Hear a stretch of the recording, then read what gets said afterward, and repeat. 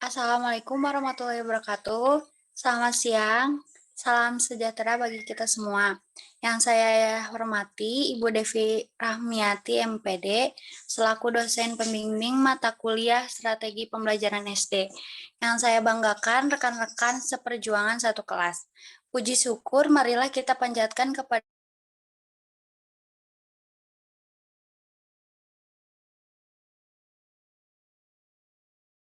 semua dapat berkumpul pada kegiatan ini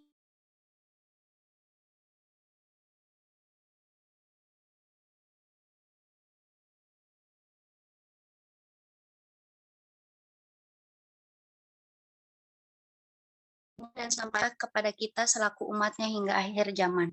Amin ya rabbal alamin.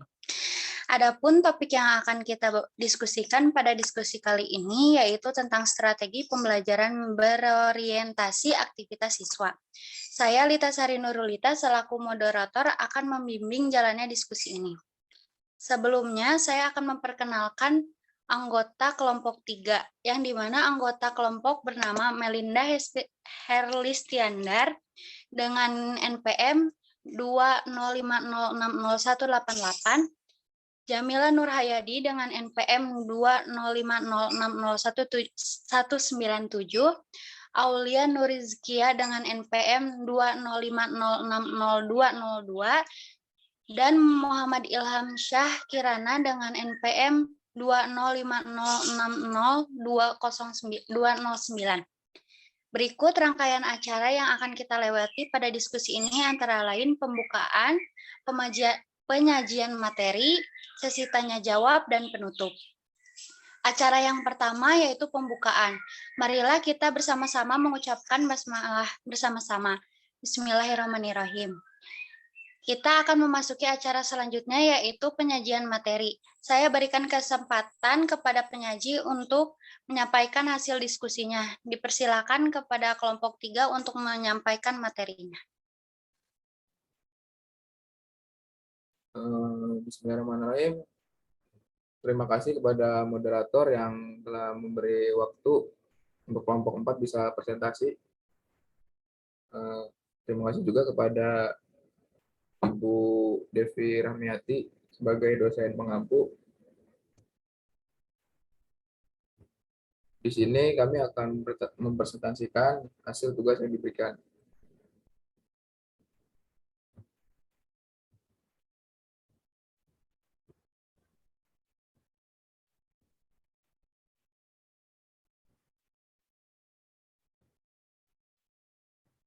Nah, yang pertama-tama ada konten yang terdiri dari kelompok 3 itu ada pengertian strategi pembelajaran yang berorientasi pada aktivitas siswa. Terus kemudian ada konsep dan tujuan yang berorientasi pada aktivitas siswa. Terus ada peran pendidikan dalam implementasi pembelajaran yang berorientasi pada aktivitas siswa atau PBAS. Kemudian ada penerapan pembelajaran yang berorientasi pada aktivitas peserta didik dalam proses pembelajaran. Terus ada faktor yang mempengaruhi pembelajaran yang berorientasi pada peserta didik PBAS. Terus ada kelebihan dan kekurangan strategi pembelajaran yang berorientasi pada aktivitas peserta didik, penerapannya dalam kegiatan pembelajaran.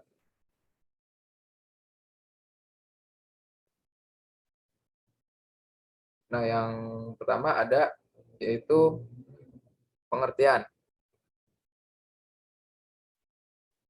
Nah, yang untuk pengertian ini, jadikan pengertian strategi itu pembelajaran yang berorientasi pada siswa itu strategi pembelajaran merupakan rencana tindakan atau rangkaian kegiatan termasuk metode strategi pembelajaran juga disusun untuk mencapai tujuan. Nah, kan kalau pada mulanya ya istilah strategi itu digunakan dalam dunia militer yang diartikan sebagai cara penggunaan seluruh kekuatan militer untuk memenangkan suatu peperangan. Nah, namun ada juga strategi pembelajaran itu di dalam dunia pendidikan. Nah, yang diartikan sebagai perencanaan yang berisi tentang rangkaian kegiatan yang didesain untuk mencapai tujuan pendidik tertentu. Strategi pembelajaran juga merupakan rencana tindakan atau rangkaian kegiatan gitu. Termasuk metode strategi pembelajaran juga disusun untuk mencapai tujuan tertentu. Nah, artinya ini arah dari semua keputusan penyusunan strategi adalah pencapaian tujuannya. Nah, untuk dapat mengimplementasikannya itu yang sudah disusun dalam kegiatan nyata agar tujuan tercapai secara optimal. Nah, ini yang dinamakan metode-metode digunakan untuk merealisasikan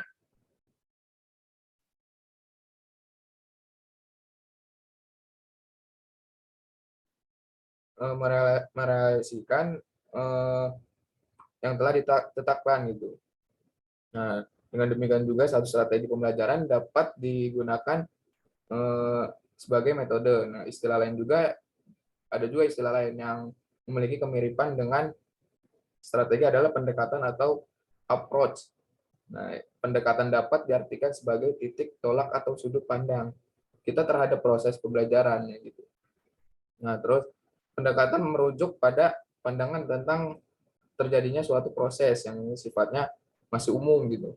Oleh karena itu, strategi dan metode pembelajaran yang digunakan dapat bersumber atau tergantung dari pendekatannya itu sendiri.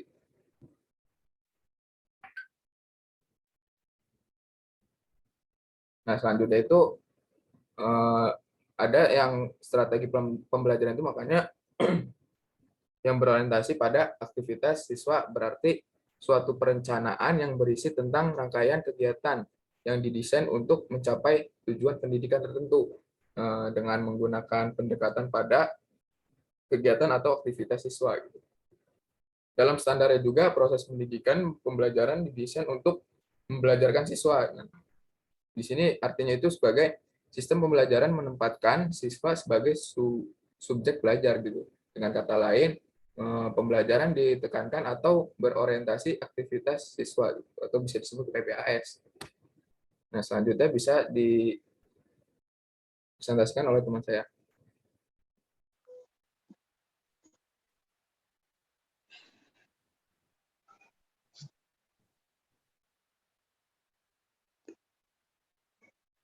Selanjutnya ada konsep dan tujuan pembelajaran yang berorientasi pada aktivitas siswa. Pembelajaran berorientasi aktivitas peserta dapat dipandang sebagai suatu dalam pembelajaran yang menekankan pada aktivitas peserta didik secara optimal untuk memperoleh hasil belajar yang berupa perpaduan antara aspek kognitif, afektif, dan psikomotor secara seimbang. Pembelajaran yang berorientasi pada aktivitas peserta didik ini menekankan kepada aktivitas peserta didik secara optimal. Artinya, pembelajaran menghendaki keseimbangan antara aktivitas fisik, mental, termasuk emosional, dan aktivitas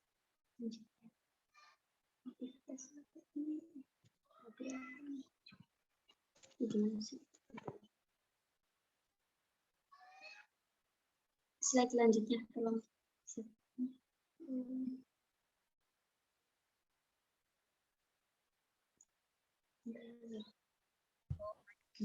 Aduh, maaf. Pendekatan pembelajaran ini bertujuan untuk meningkatkan kualitas pembelajaran agar lebih bermakna.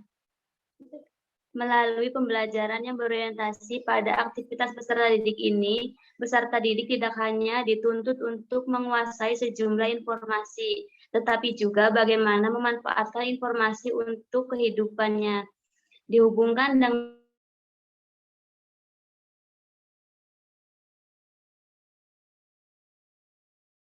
tetapi juga yang lebih penting adalah membentuk manusia yang bertakwa dan memiliki keterampilan di samping memiliki sikap budi luhur. Maka, pembelajaran yang berorientasi pada aktivitas peserta didik ini merupakan pendekatan yang sangat cocok dikembangkan. Selanjutnya, ini. Selanjutnya, peran pendidik dalam implementasi pembelajaran yang berorientasi pada aktivitas siswa. Dalam implementasi pembelajaran ini, pendidik tidak berperan sebagai satu-satunya sumber belajar yang bertugas untuk menuangkan materi pelajaran kepada peserta didik. Akan tetapi, yang lebih penting adalah bagaimana memfasilitasi agar peserta didik dapat belajar. Oleh karena itu, pembelajaran yang berorientasi pada aktivitas peserta didik ini menuntut untuk kreatif dan inovatif hingga mampu menyesuaikan dengan kegiatan apa ini? Dengan kegiatan atau kepotong. Udah sampai situ aja. Lanjut.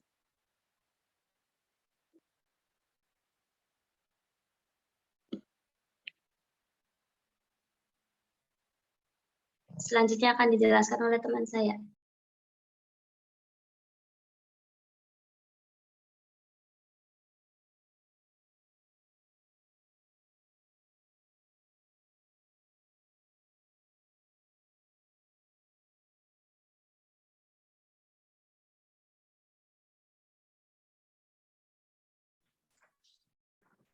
Di sini saya akan melanjutkan penjelasan selanjutnya. Di sini ada dalam upaya itu ada beberapa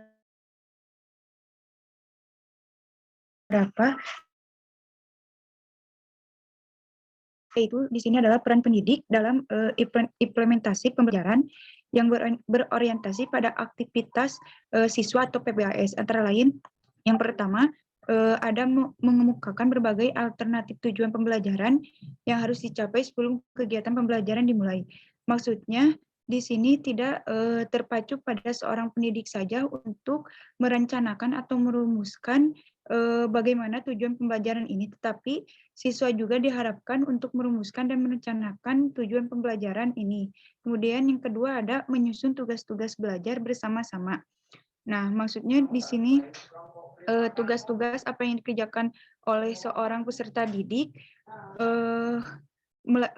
tidak lain juga sebagai tujuan untuk pembelajaran. Nah, hal ini dilakukan supaya peserta didik ini tuh bisa memupuk rasa tanggung jawab terhadap tugasnya, karena biasanya peserta didik jika diberi tugas dengan jenis tugas atau batas akhir penyelesaiannya, biasanya rasa tanggung jawab itu lebih tinggi untuk mengerjakan tugas ini. Kemudian yang ketiga ada memberikan informasi tentang kegiatan yang harus dilakukan. Seorang pendidik harus memberikan informasi pembelajaran yang jelas supaya peserta didik itu tidak bingung atau paham apa yang harus dilakukan. Kemudian yang keempat, ada memberikan bantuan dan pelayanan kepada peserta didik yang memerlukannya. Pendidik perlu menyadari bahwa bahwa peserta didik itu tidak bahwa kemampuan peserta didik itu tidak sama, akan tetapi kemampuan peserta didik itu beragam, sangat amat beragam. Nah, pendidik ini perlu menyadari dan mengontrol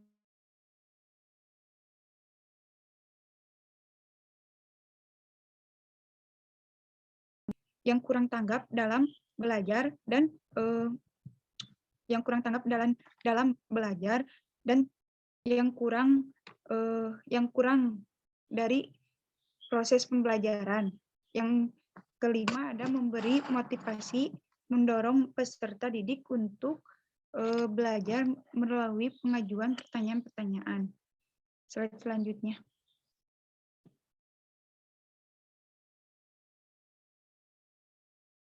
Di sini ada penerapan pembelajaran yang berorientasi pada aktivitas peserta didik dalam proses pembelajaran. Dalam kegiatan belajar mengajar, pada pembelajaran yang berorientasi pada aktivitas siswa ini bisa diwujudkan dalam bentuk kegiatan apapun, misalnya seperti mendengarkan, berdiskusi, menyusun laporan, memproduksi sesuatu, dan memecahkan masalah atau yang lainnya. Nah, keaktifan dari peserta didik ini dapat diamati secara langsung seperti mengerjakan tugas dan berdiskusi, tetapi tidak bisa juga diamati secara langsung seperti mendengarkan dan menyimak. Kemudian slide selanjutnya.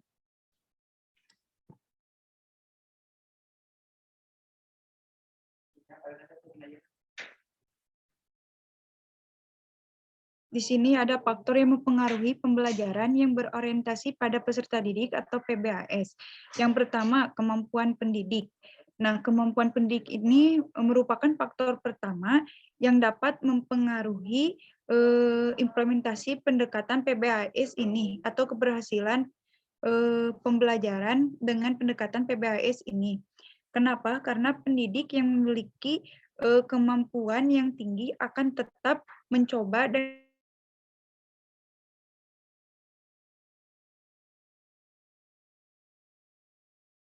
pendidik yang bersikap kreatif atau inovatif selamanya akan mencoba bagaimana menerapkan berbagai penemuan baru yang dianggap lebih baik untuk membelajarkan peserta didiknya.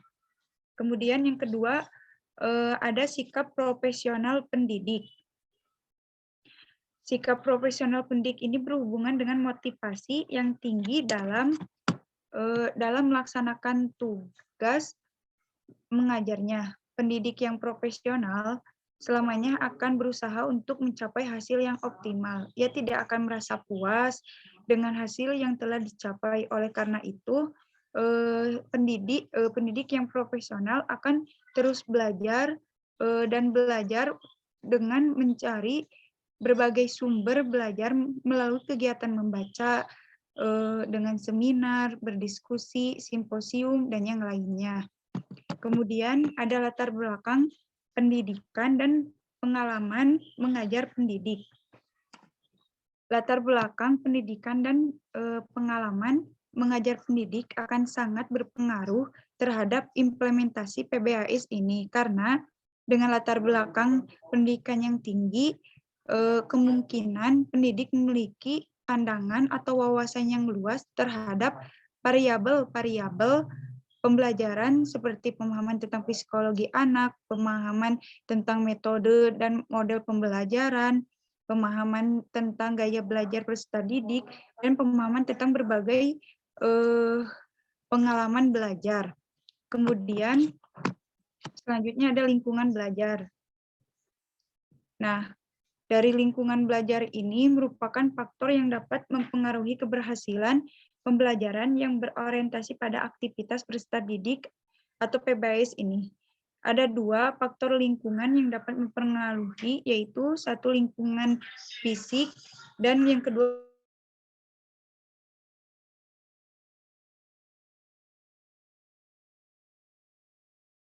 meliputi dari kelas, kamar kecil, laboratorium, perpustakaan, dan yang lainnya. Kemudian di sini ada sarana belajar. Dari sana belajar ini merupakan implementasi pembelajaran yang berorientasi pada aktivitas peserta didik yang dapat dipengaruhi oleh ketersediaan sarana belajar yang meliputi ruang kelas, setting tempat duduk peserta didik, media, dan sumber belajar. Mungkin demikian, yang selanjutnya akan dijelaskan oleh teman saya.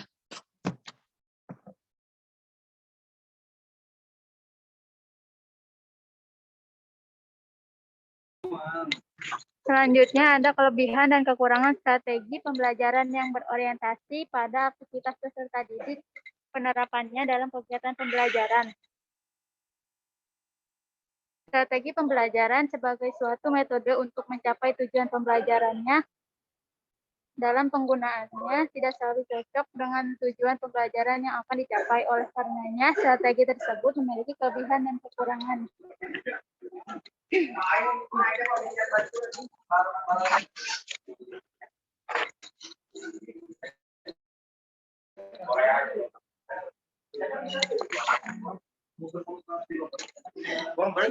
Ya.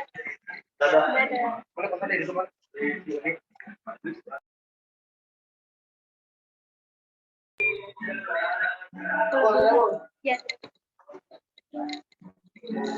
Kelebihan penggunaan strategi pembelajaran yang berorientasi pada aktivitas peserta didik. Kegiatan pembelajaran lebih bermakna dan efisien.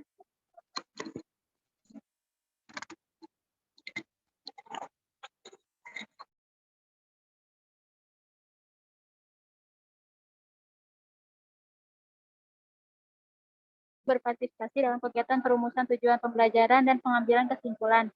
Sumber belajar yang bertugas menggunakan materi pelajaran kepada peserta didik, akan tetapi pendidik berperan sebagai penunjuk dan fasilitator dalam memanfaatkan sumber belajar. Yang lebih penting lagi bahwa peran pendidik adalah memfasilitasi agar peserta didik dalam strategi pembelajaran yang berorientasi pada aktivitas peserta didik, pendidik dan peserta didik sama-sama berperan sebagai subjek belajar, yang membedakan hanyalah tugasnya masing-masing. Keseimbangan antara aktivitas fisik, mental, emosional, juga aktivitas intelektual dengan tujuan untuk memperoleh hasil belajar berupa perpaduan antara aspek kognitif, efektif, dan psikomotor secara seimbang.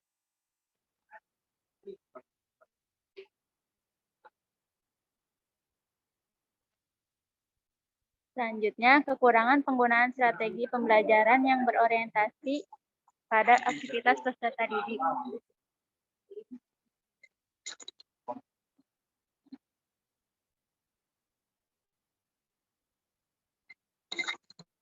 Dalam kegiatan pembelajaran dengan menggunakan strategi pembelajaran yang berorientasi pada aktivitas peserta didik, aktif dan tidak aktifnya peserta didik, berpartisipasi dalam kegiatan pembelajaran hanya peserta didik yang mengetahuinya secara pasti. Keberhasilan peserta pembelajaran yang berorientasi pada aktivitas peserta didik sangat tergantung kepada apa yang dimiliki oleh pendidik, seperti kemampuan pendidik, sikap profesionalitas pendidik, latar belakang pendidik, dan pengalaman mengajar mendidik.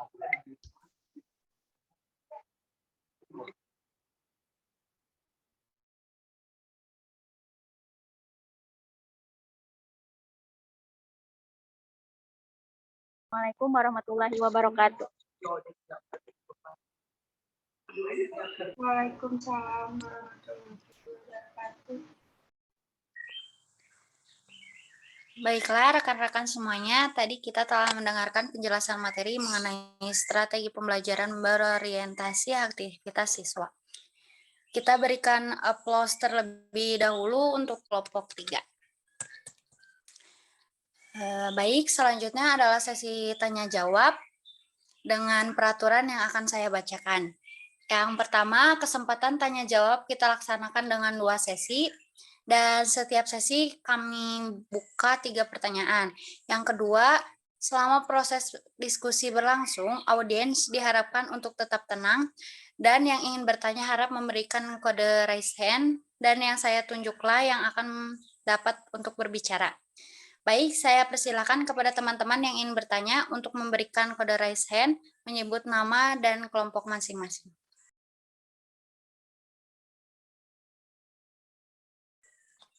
Baik, saya persilakan kepada Sarah untuk bertanya. Baik, terima kasih kepada moderator. Perkenalkan, nama saya Sarah Anida Putri dengan NIM 205060186. Saya perwakilan dari kelompok 1, izin bertanya.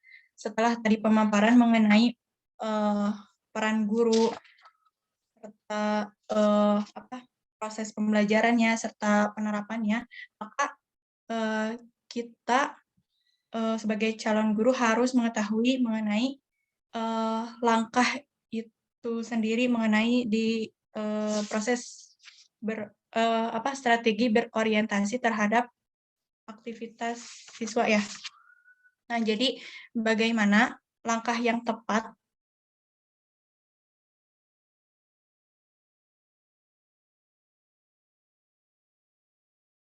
agar sesuai dengan. Baik, terima kasih Sarah. Bagaimana kelompok 3? Apakah jelas pertanyaannya? Izin moderator, Sarah buat ditulis di kolom chat pertanyaannya. Makasih. Baik, terima kasih Melinda.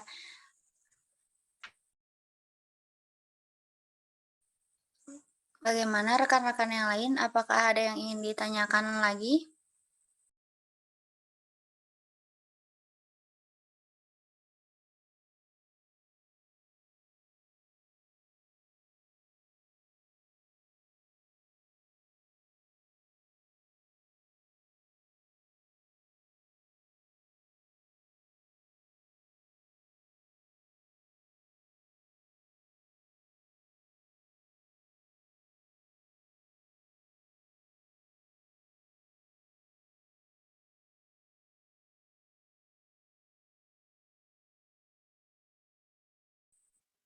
Saya tanyakan kembali, apakah ada yang ingin ditanyakan lagi?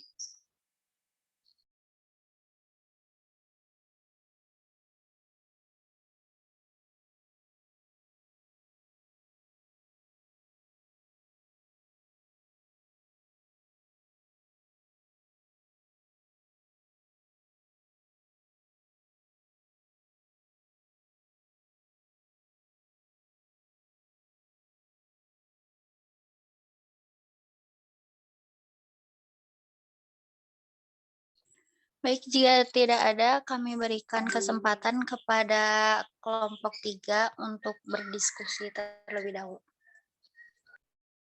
Mohon tunggu ya, lagi didiskusikan.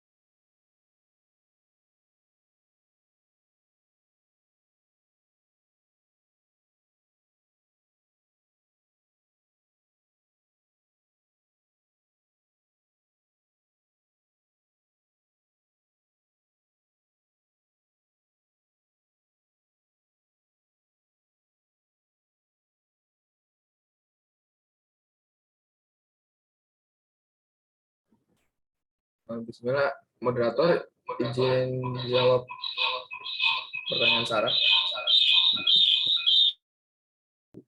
Ya, silakan Ilham.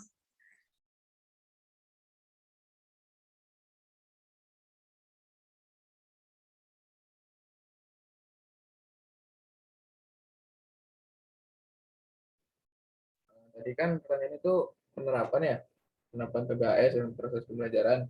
Nah, kalau dalam penerapan itu dalam kegiatan belajar mengajar, PBAS itu mewujudkan dalam berbagai bentuk kegiatan gitu. Kayak seperti mendengarkan, melaporkan, memproduksi sesuatu gitu, menyusun laporan atau memecahkan masalah dan lain sebagainya gitu. Nah, keaktifan siswa itu ada yang langsung diamati seperti kayak mengerjakan, menyusun, mengumpulkan data, dan lain sebagainya. Nah, kan tapi juga ada yang tidak bisa diamati, kayak seperti kegiatan mendengarkan dan menyimak gitu. Nah, namun demikian, salah satu hal yang dapat kita lakukan untuk mengetahui apakah suatu proses pembelajaran memiliki kadar PBAS yang tinggi, sedangkan atau lemah dapat kita lihat dari kriteria penetapan gitu. Nah, PBAS juga dalam proses pembelajaran, kriteria tersebut mengembangkan sejauh mana gitu keterlibatan siswa dalam pembelajaran, baik dalam perencanaan pembelajaran, proses pembelajaran maupun dalam pengembangan hasil pembelajarannya gitu. Nah, untuk ada faktor yang mempengaruhi keberhasilan PBAS. Yang keberhasilan penerapan PBAS dalam proses pembelajaran dapat mempengaruhi oleh beberapa faktor, diantaranya itu ada guru sama sikap profesional guru dan latar belakang pendidikan dan pengalaman guru juga. Nah, sekian. Terima kasih. Mudah-mudahan bisa dimengerti. Baik, terima kasih.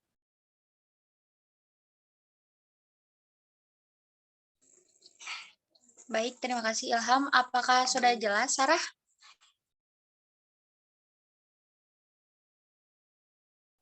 Cukup jelas.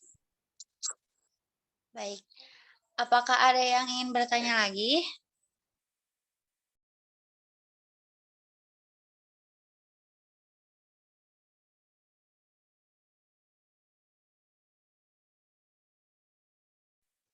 Jika tidak ada, saya akan tutup. Terima kasih kepada rekan-rekan yang sudah bertanya dan kelompok 3 yang sudah menjawab.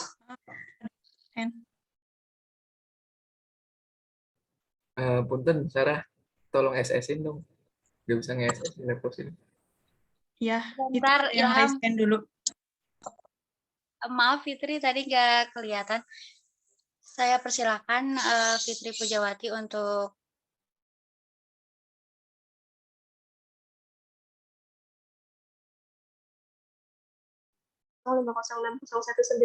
perwakilan dari kelompok 1. Moderator izin bertanya, bagaimana kadar atau tingkatan dalam proses pembelajaran PBAS itu sendiri, mulai dari kadar sedang, rendah, maupun tinggi. Terima kasih.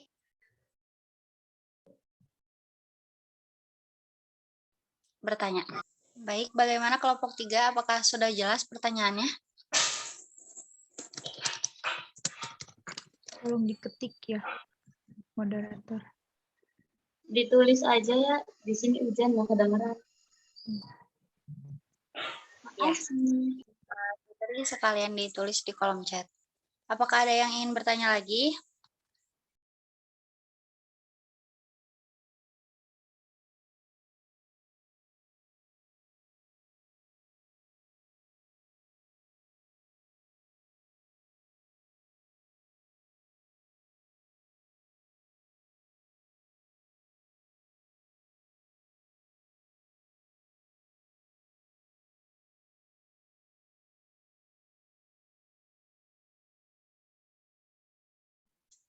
Moderator izin bertanya. Ya, silakan. Langsung diketik aja apa gimana? Boleh ngomong juga boleh. Oh ya. Bentar. Yang diketik ya. Oh ya. Tadi kan peran guru dalam implementasi PBAS ini sebagai sumber belajar. Nah, apakah ada peran yang lain dari guru di pengimplementasian PBAS ini? Terima kasih. Selain sumber belajar. Gitu.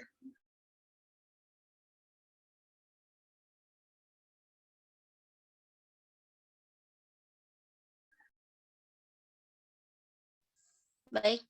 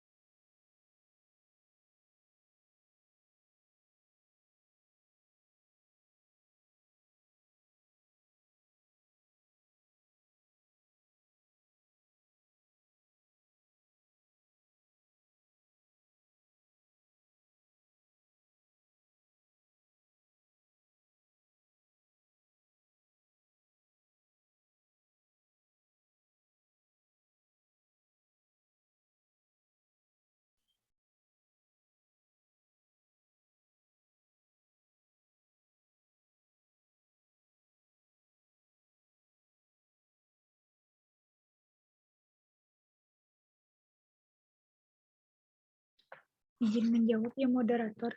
Pertanyaan dari Fitri Pujawati. Silakan Melina. Jadi kan pertanyaannya bagaimana kadar atau tingkatan dalam proses pembelajaran PBAS itu sendiri, mulai dari tingkatan rendah, sedang, dan tinggi. Nah, dari kadar ini dapat dilihat dari kriteria penerapan pembelajaran yang berorientasi pada aktivitas peserta didik dalam proses pembelajaran. Kriteria tersebut bisa menggambarkan sejauh mana keterlibatan peserta didik dalam pembelajaran, baik dalam perencanaan pembelajaran, proses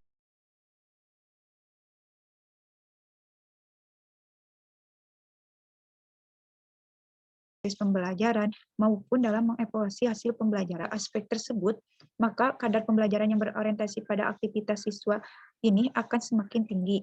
Nah, mungkin kadar pembelajaran yang berorientasi pada aktivitas peserta didik dilihat dari proses perencanaan. 1, adanya keterlibatan peserta didik dalam merumuskan tujuan pembelajaran sesuai dengan kebutuhan dan kemampuan, serta pengalaman dan motivasi yang dimiliki sebagai bahan pertimbangan dalam menentukan kegiatan pembelajaran. Nah, yang kedua, adanya keterlibatan peserta didik dalam menyusun rancangan pembelajaran. Yang ketiga, adanya keterlibatan peserta didik dalam menentukan dan memilih sumber belajar yang diperlukan. Yang keempat, adanya keterlibatan peserta didik dalam menentukan dan mengadakan media pembelajaran yang akan digunakan. Terus, kadar pembelajaran yang berorientasi pada aktivitas peserta didik dilihat dari proses pembelajaran. 1, adanya keterlibatan peserta didik baik secara fisik, mental, emosional, maupun intelektual dalam setiap proses pembelajaran. Yang kedua, ada peserta didik belajar secara langsung atau experiential learning. Kemudian yang ketiga, adanya keinginan peserta didik untuk menciptakan iklim belajar yang kondusif. Kemudian yang keempat, keterlibatan peserta didik dalam mencari dan memanfaatkan sumber belajar yang tersedia dan dianggap relevan dengan tujuan pembelajaran. Kemudian kadar pembelajaran yang berorientasi pada aktivitas peserta didik ditinjau dari kegiatan evaluasi pembelajaran. Yang pertama, adanya keterlibatan peserta didik untuk mengevaluasi sendiri hasil pembelajaran yang telah dilakukannya. Yang kedua, keterlibatan peserta didik secara mandiri maupun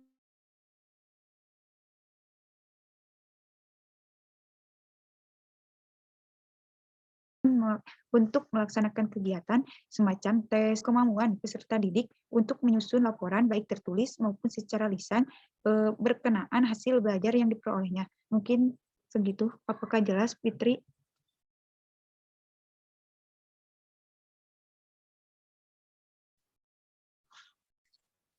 Bagaimana Fitri? Apakah jelas jawaban dari Melinda?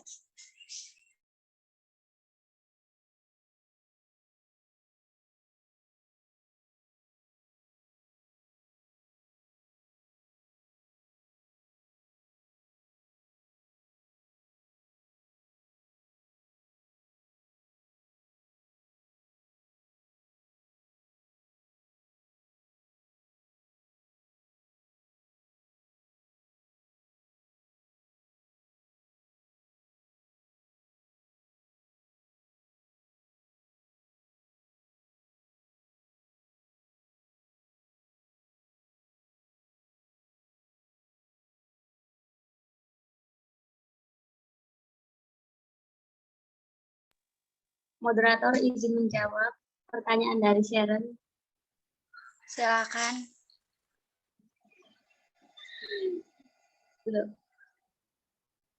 Ya, jadi kan tadi kan peran guru kan bukan sebagai salah satu sumber. Nah, ada juga yang lain. Yang pertama, mengemukakan berbagai alternatif tujuan pembelajaran yang harus dicapai sebelum kegiatan pembelajaran dimulai. Yang kedua, menyusun tugas-tugas belajar bersama siswa. Yang ketiga, memberikan informasi tentang kegiatan pembelajaran yang harus dilakukan. Yang keempat, memberikan bantuan dan pelayanan kepada siswa yang memerlukannya. Yang kelima, memberikan motivasi dan mendorong siswa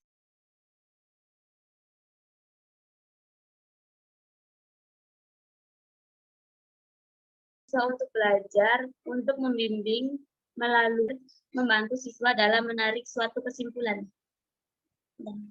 Bagaimana Sharon? Apakah jawabannya jelas? Sudah cukup jelas, terima kasih. Ya, baik Fitri tadi udah jelas jawaban dari Melinda. Udah jelas, terima kasih.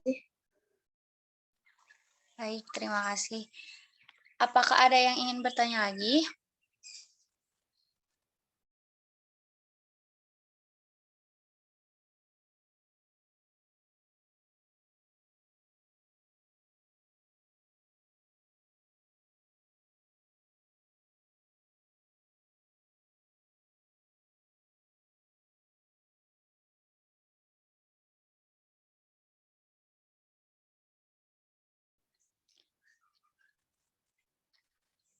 Dari kelompok lain, apakah ada yang mau menambahkan?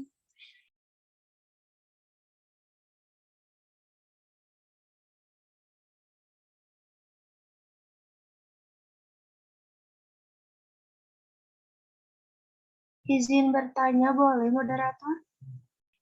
Boleh, saya buka sesi 2. Silahkan. Perkenalkan, nama saya Siska dari kelompok 2. Kan tadi dalam faktor yang mempengaruhi pembelajaran yang berorientasi pada peserta didik atau PBAS, kan ada sikap profesional pendidik. Nah, itu tuh kita sebagai pendidik sikapnya harus gimana? Soalnya saya belum paham. Cukup. Terima kasih Siska. Bagaimana kelompok 3? Apakah pertanyaannya jelas?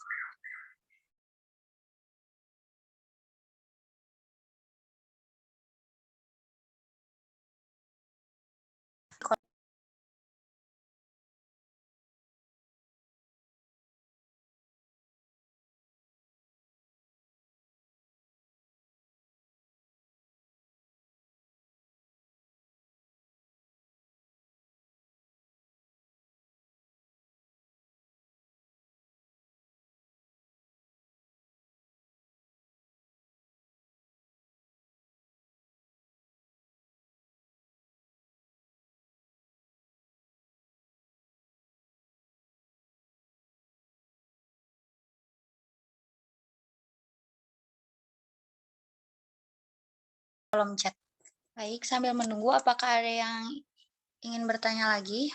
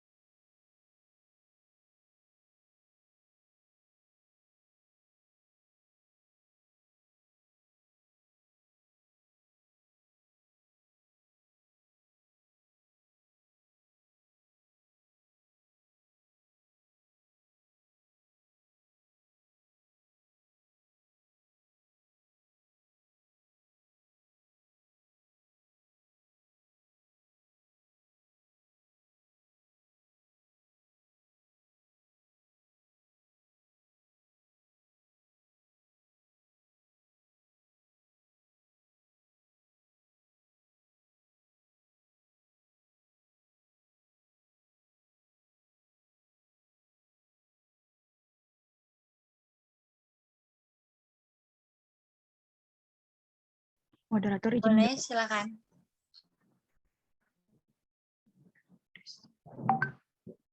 Izin open ya.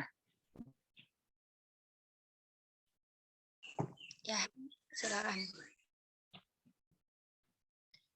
Nah, kan Siska bertanya tadi di dalam faktor yang mempengaruhi pembelajaran yang berorientasi pada peserta didik, ada sikap profesional pendidik. Jelaskan bagaimana sikap profesional pendidik itu. Nah, jadi sikap profesional pendidik ini berhubungan dengan motivasi yang tinggi dalam melaksanakan tugas mengajarnya. Jadi, pendidik yang profesional selamanya akan berusaha untuk mencapai hasil yang optimal, yang sempurna gitu. Jadi, sikap profesional pendidik ini tidak akan merasa puas dengan hasil yang telah dicapai. Oleh karena itu, sikap profesional pendidik ini akan selalu belajar untuk menambah wawasan, ilmu pengetahuan, dan meningkatkan kemampuan belajarnya atau meningkatkan kemampuan keterampilannya. Misalnya nih, dengan melacak berbagai sumber belajar melalui kegiatan membaca, mengikuti kegiatan-kegiatan ilmiah seperti seminar, diskusi, simposium, dan yang lain-lain. Selain itu juga sikap profesional pendidik juga dapat melacak informasi dengan memanfaatkan hasil-hasil teknologi seperti televisi, radio, komputer, dan internet. Nah, dari penerapan PBAS ini, sikap profesional pendidik merupakan sebagai suatu pendekatan pembelajaran yang menuntut aktivitas peserta didik secara penuh dalam rangka mencapai tujuan pembelajaran. Akan sangat mempengaruhi oleh tingkat profesional pendidik ini, karena PBAS tidak akan berhasil diimplementasikan oleh pendidik yang memiliki motivasi. Baik, terima kasih Melinda. Apakah jawaban dari Melinda jelas? Sudah jelas, terima kasih. Siska? Baik, untuk rekan-rekan yang lain, apakah ada yang ingin menambahkan? Izin menambahkan Silakan, Sarah. untuk sikap profesional guru atau pendidik gitu ya.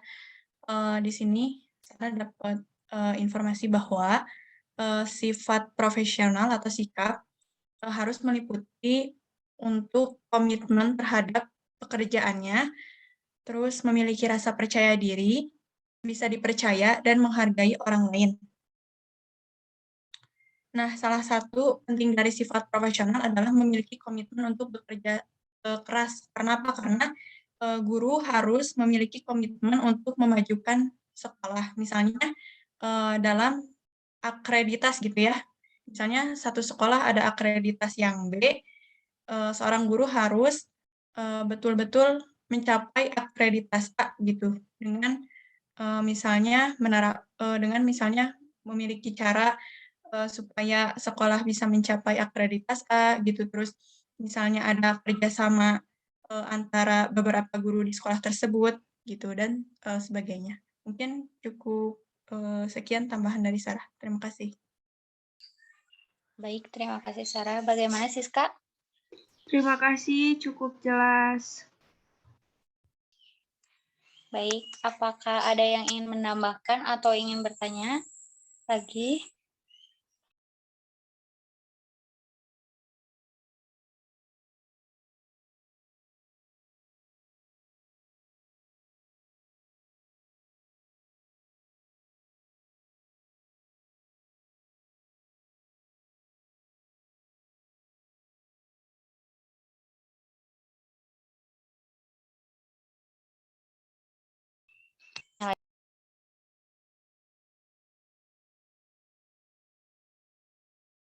Lagi?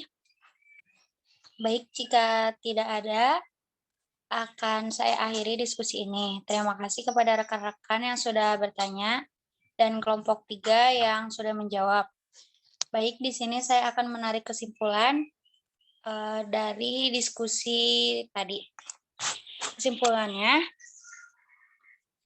beberapa prinsip yang mesti dilakukan oleh pengajar dalam memilih strategi pembelajaran secara tepat dan akurat Pertimbangan tersebut mesti berdasarkan pada pengetahuan seperti tujuan pembelajaran, aktivitas, dan pengetahuan awal siswa, integritas bidang studi dan pokok bahasan, alokasi waktu dan sarana penunjang, jumlah siswa, pengalaman, dan kewibawaan pengajar.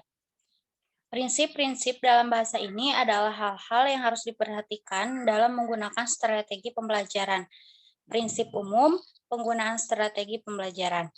Prinsip umum penggunaan strategi pembelajaran adalah tidak semua strategi cocok digunakan untuk mencapai semua tujuan dan semua keadaan. Setiap strategi memiliki kekhasan sendiri-sendiri dan guru harus mampu memilih strategi yang dianggap cocok dan keadaan. Oleh karena itu, guru harus memahami prinsip umum penggunaan strategi pembelajaran sebagai berikut. Yang pertama, berorientasi pada tujuan. Yang kedua, aktivitas. Yang ketiga, individualitas. Yang keempat, integritas. Yang kelima, menyenangkan. Yang keenam, menantang. Dan motivasi. Dengan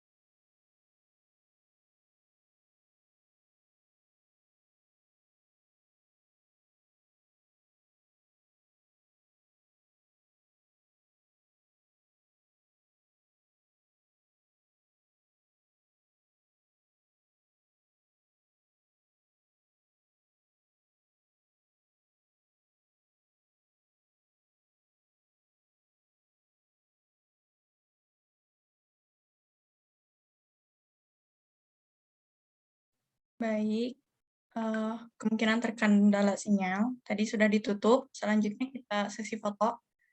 Boleh yang belum buka kamera dulu. Oke, untuk slide pertama, 1, 2, 3. Oke, selanjutnya slide kedua. 1, 2, 3.